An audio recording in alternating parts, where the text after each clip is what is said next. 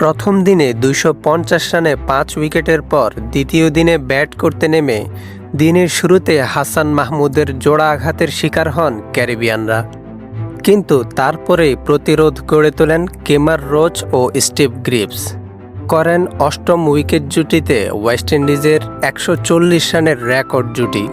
Kemar Roach ফেরেন তার কেরিয়ারের সর্বোচ্চ ৪৭ রান করে এবং স্টিভ গ্রিভস তার কেরিয়ারের প্রথম সেঞ্চুরি তুলে অপরাজিত থাকেন।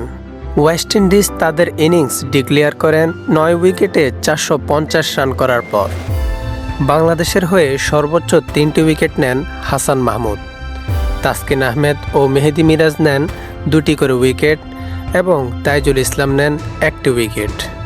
জবাবে প্রথম ইনিংসে ব্যাট করতে নেমে বরাবরের মতোই ব্যর্থ বাংলাদেশি ওপেনাররা ২১ রানে হারায় তাদের প্রথম ২ উইকেট এবং শেষ পর্যন্ত ২ উইকেটেই ৪০ রানে তারা দিন শেষ করে। প্রিয় দর্শক, বাংলাদেশ শেষ পর্যন্ত কত রানে গিয়ে তাদের ইনিংস থামবে সেটা অবশ্যই আমাদের কমেন্ট করে জানাবেন। ক্রিকেটের সব খবরাখবর পেতে আমাদের চ্যানেলটি সাবস্ক্রাইব করুন। আপনার ভালো লাগা খারাপ লাগা আমাদের সাথে শেয়ার করতে অবশ্যই ভুলবেন না।